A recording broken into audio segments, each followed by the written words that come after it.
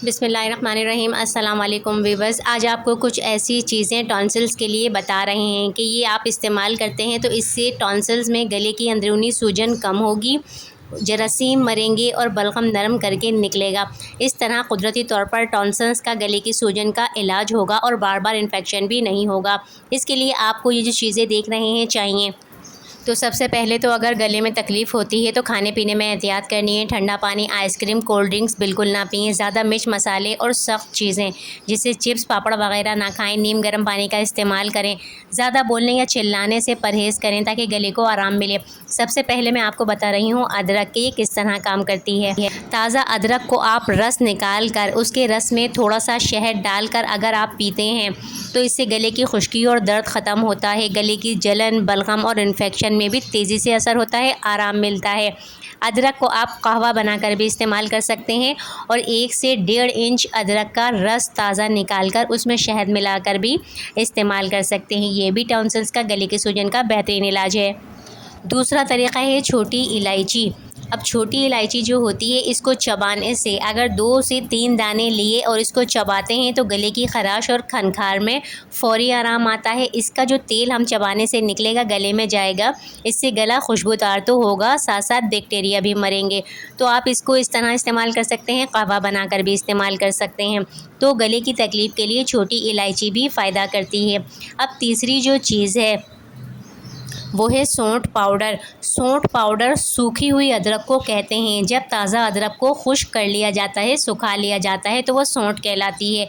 तो सौंठ का पाउडर आपने लेना है और उसको शहद के साथ मिलाकर अगर चाटा जाए तो इससे गले के दर्द और खांसी में आराम आता है। तो 1/4 चम्मच सौंठ, 1 चम्मच शहद छोटा उसमें मिलाकर हल्का सा नीम गर्म करके उसको चाट लें। इससे भी खांसी ठीक होगी, गले का दर्द और सूजन में आराम आएगा। इसके अलावा इसका भी चाहें तो कहवा बनाकर पिया जा सकता है। अब साथ है हल्दी।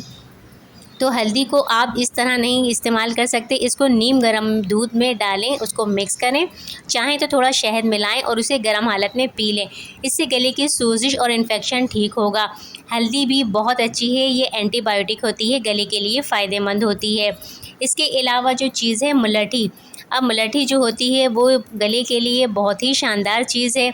इसे हम गले के बहुत से मसाइल में इस्तेमाल करते हैं, ये गले को साफ़ करती है। अगर आपके पास मुलट्ठी साबुत हालत में है तो इसका टुकड़ा मुंह में रखकर अगर चूसा जाता है तो इससे भी जो गले की सूजन जो है उसमें आराम मिलता है। गले में ठंडक महसूस होती है, जो खिंचाव और जलन महसूस हो रही है उसमें ठंडक महसूस होती है, साथ ही सूजन भी कम होती है और गले का दर्द में भी आराम मिलता है। इसके साथ है सौंफ। सौंफ को पानी में डालकर कहवा बनाने से गले की खुश्की और खिंचाव दूर होता है, कि गले को नरम करती है और सांस को भी खुशबूदार बनाती है। दालचीनी को नीम गर्म पानी में डालकर गरारे करने से गले की ख़राश और इन्फेक्शन कम होता है। ये भी गले के लिए बेहतरीन है, सूजन और ख़राश दूर करती है। ये तमाम चीज़ें जो मैंने आपको बताई हैं गले की सूजन को कम करती हैं। इनको अलग अलग आपके पास जो भी है इसे भी इस्तेमाल कर सकते हैं। इन्फेक्शन, बलगम, खांसी दूर होगी।